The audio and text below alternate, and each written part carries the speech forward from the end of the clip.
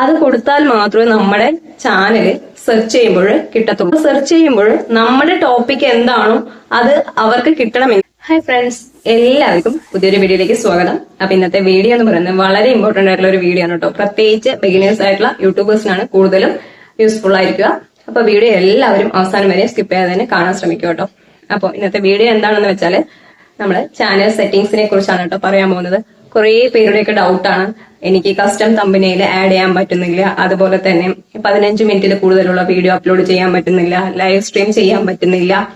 അപ്പോ ഇതിനൊക്കെ ഒരു പരിഹാരമായിട്ടാണ് ഇന്നത്തെ വീഡിയോ. ഈ പറഞ്ഞ കാര്യങ്ങളൊക്കെ കിട്ടണമെങ്കിൽ നമ്മള് കുറച്ച് കാര്യങ്ങൾ നമ്മുടെ സെറ്റിംഗ്സിൽ ചെയ്ത് വെക്കണം, എങ്കിൽ മാത്രമേ നമുക്ക് പൂർണ്ണമായിട്ടും ഇതെല്ലാം ലഭിക്കുകയുള്ളൂ കേട്ടോ. അപ്പൊ ഞാൻ എങ്ങനെയാണ് ചാനൽ സെറ്റിംഗ്സ് ചെയ്യുക എന്നതാണ് ഇന്നത്തെ വീഡിയോയിൽ കാണിച്ചു തരാൻ പോകുന്നത്. അപ്പോൾ ചെയ്യാൻ അറിയാത്തവരുണ്ടെങ്കിൽ വീഡിയോ മുഴുവനായിട്ട് കാണാൻ ശ്രമിക്കുക. ഓക്കെ, ചാനൽ സെറ്റിംഗ്സിൽ ആദ്യം വരുന്നത് നമ്മുടെ ചാനൽ എന്തുമായി ബന്ധപ്പെട്ടതാണ് എന്ന് വെച്ചിട്ടുള്ള കീവേഡ്സുകൾ കൊടുക്കേണ്ട സ്പേസ് വരുന്നുണ്ട്. അതിൽ 500 വേർഡ്സ് വരെ കൊടുക്കാൻ പറ്റും. അത് കൊടുത്താൽ മാത്രമേ നമ്മുടെ ചാനൽ സെർച്ച് ചെയ്യുമ്പോൾ കിട്ടത്തുള്ളൂ. നമ്മുടെ ചാനൽ എന്തുമായി ബന്ധപ്പെട്ടിട്ടാണോ ഉള്ളത് അതുമായി ബന്ധപ്പെട്ട വീഡിയോകൾ നമ്മൾ അപ്ലോഡ് ചെയ്യാറുണ്ടല്ലേ. അപ്പോൾ പലരും യൂട്യൂബിൽ സെർച്ച് ചെയ്തിട്ട് വീഡിയോ കാണാറുണ്ട്. അപ്പൊ സെർച്ച് ചെയ്യുമ്പോൾ നമ്മുടെ ടോപ്പിക് എന്താണോ അത് അവർക്ക് കിട്ടണമെങ്കിൽ അവർ ഒരു കാര്യം സെർച്ച് ചെയ്യും, അതാണ് നമ്മുടെ ടോപ്പിക് എങ്കിൽ അത് അവിടെ വരണമെങ്കിൽ നമ്മൾ ഈ കീവേഡ്സുകളൊക്കെ എന്താ പറയാ സെറ്റിംഗ്സിൽ കൊടുത്തിരിക്കണം, എങ്കിൽ മാത്രമേ വരത്തുള്ളൂ. നിങ്ങൾക്ക് മനസ്സിലായി എന്ന് വിചാരിക്കുന്നു. സെർച്ചിങ് കീവേഡ്സ് ഉണ്ടല്ലോ. ഇപ്പോ ഉദാഹരണമായിട്ട് പറയാന്ന് വെച്ചാൽ എന്റെ ചാനലിൽ അപ്ലോഡ് ചെയ്യുന്നത് യൂട്യൂബ് ടിപ്സുമായിട്ടുള്ള വീഡിയോസ് ആണല്ലോ. അപ്പൊ ഞാൻ യൂട്യൂബുമായി ബന്ധപ്പെട്ടുള്ള കീവേഡ്സുകൾ ആ സെറ്റിംഗ്സിൽ കൊടുത്താൽ മാത്രമേ മറ്റുള്ളവര് സെർച്ച് ചെയ്യുമ്പോൾ എന്റെ വീഡിയോ മുമ്പിലോട്ട് വരത്തുള്ളൂ. മനസ്സിലായോ? ഓരോരുത്തരും അങ്ങനെ കൊടുത്തു വെച്ചത് കൊണ്ടാണ് നമ്മൾ സെർച്ച് ചെയ്യുമ്പോൾ മറ്റുള്ളവരുടെ വീഡിയോ ആണെങ്കിലും നമ്മുടെ വീഡിയോ ആണെങ്കിലും നമുക്ക് കാണിച്ചു തരുന്നത്. മനസ്സിലായോ? അത് നിങ്ങൾ പ്രത്യേകം ശ്രദ്ധിക്കണം. അപ്പോൾ ഈ കാര്യങ്ങളൊക്കെയാണ് ഞാൻ സെറ്റിംഗ്സിൽ കാണിച്ചു തരാൻ പോകുന്നത്. വീഡിയോ പൂർണ്ണമായിട്ട് കണ്ടാൽ മാത്രമേ എല്ലാ സെറ്റിംഗ്സും തുടക്കക്കാർക്ക് മനസ്സിലാകത്തുള്ളൂ. അപ്പൊ ഞാൻ സ്ക്രീൻ റെക്കോർഡ് സഹിതമാണ് കാണിച്ചു തരാൻ പോകുന്നത്. അതിനു മുമ്പായിട്ട് 2 കാര്യങ്ങൾ കൂടി പറയാനുണ്ട് കേട്ടോ. അപ്പൊ ഞാൻ ഇതിനു മുമ്പ് ഏകദേശം 100ൽ കൂടുതൽ യൂട്യൂബ് ടിപ്സ് വീഡിയോകൾ ചെയ്തിട്ടുണ്ട്. അതെല്ലാം ചേർത്ത് ഞാൻ പ്ലേലിസ്റ്റ് ആക്കി ക്രിയേറ്റ് ചെയ്ത് വെച്ചിട്ടുണ്ട്. അപ്പൊ അതിന്റെ ലിങ്ക് ഞാൻ കമന്റ് ബോക്സിൽ പിൻ ചെയ്ത് വെക്കാം, താല്പര്യമുള്ളവർ കാണുക. പിന്നെന്ന് പറയുന്നത്, ഈ വീഡിയോ നിങ്ങൾക്ക് ഉപകാരപ്പെടുകയാണെങ്കിൽ അല്ലെങ്കിൽ ഇഷ്ടപ്പെടുകയാണോ വെച്ചാൽ ലൈക്കും കമന്റും ഷെയറും ഹൈപ്പും സബ്സ്ക്രൈബും കൂടി ചെയ്യുക. അപ്പൊ സബ്സ്ക്രൈബ് ചെയ്യുമ്പോൾ തൊട്ടടുത്ത് തന്നെ ബെല്ലൈക്കൺ കാണും. ബെല്ലൈക്കൺ ഒന്ന് ക്ലിക്ക് ചെയ്യാന്ന് വെച്ചാൽ ഞാൻ ഇടുന്ന ഓരോ വീഡിയോസിന്റെ നോട്ടിഫിക്കേഷൻ നിങ്ങൾക്ക് ലഭിക്കുന്നതായിരിക്കും. അപ്പൊ നമുക്ക് നേരെ സ്ക്രീൻ റെക്കോർഡിലേക്ക് പോയിട്ട് ചാനൽ സെറ്റിംഗ്സ് എന്തൊക്കെയെന്ന് നോക്കാം. ഓക്കെ, ആദ്യം ക്രോം ഓപ്പൺ ചെയ്തിട്ട് YT സ്റ്റുഡിയോ ഡെസ്ക്ടോപ്പ് മോഡിൽ ആക്കിയാൽ മാത്രമേ നമുക്ക് ഈ സെറ്റിംഗ്സ് ചെയ്യാൻ പറ്റുള്ളൂ. അപ്പോൾ YT സ്റ്റുഡിയോ ഡെസ്ക്ടോപ്പ് മോഡിൽ ആക്കാൻ അറിയാത്തവർ ഉണ്ടെങ്കിൽ ഞാൻ ഇതിനു മുമ്പ് ഒരു വീഡിയോ ചെയ്തിട്ടുണ്ട്.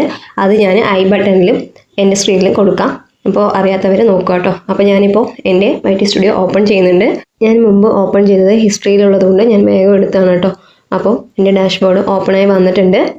അപ്പോൾ ഇതാണ് കേട്ടോ, ഇത് വീഡിയോ സെക്ഷനാണ്.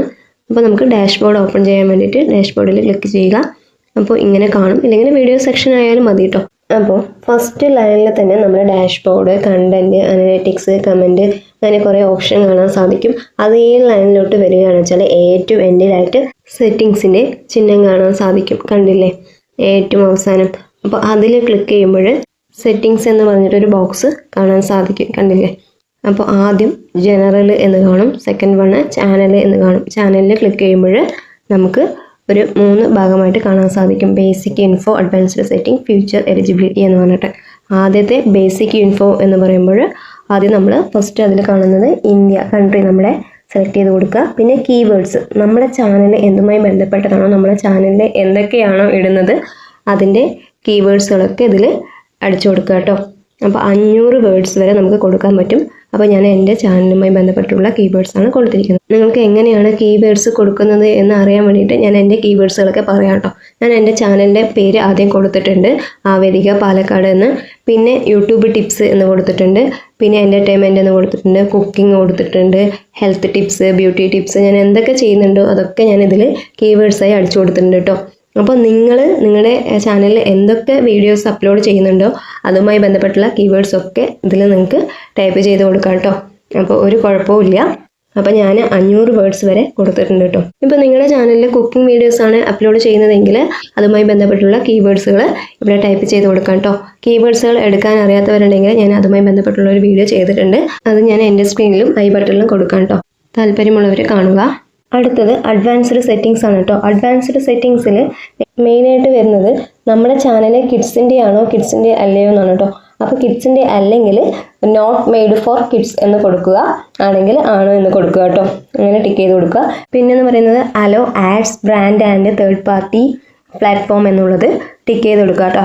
അത് മോണിറ്റൈസേഷൻ ആയവർക്കാണ് പറ്റുക, അതങ്ങനെ കൊടുക്കുക. പിന്നെ അടുത്തത് എന്ന് പറയുന്നത് ടിക്ക് കൊടുക്കേണ്ടത് don't show potential inappropriate words എന്ന് പറയുന്നത്. അതിൻ്റെ അടുത്തത് വരുന്നത് ഓട്ടോമാറ്റിക് ഡബ്ബിംഗ് ആണ് കേട്ടോ.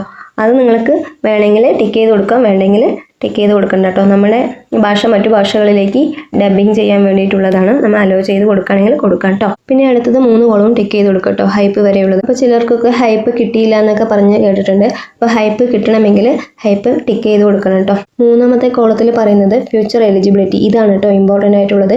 ഇത് എല്ലാം നമ്മൾ എനേബിൾ ചെയ്ത് കൊടുക്കണം കേട്ടോ. ഗ്രീൻ കളറിൽ വരണം, എങ്കിൽ മാത്രമേ നമുക്ക് കുറേ കാര്യങ്ങൾ ലഭിക്കുകയുള്ളൂ കേട്ടോ. നിങ്ങൾക്ക് നോക്കിയാൽ തന്നെ മനസ്സിലാകും.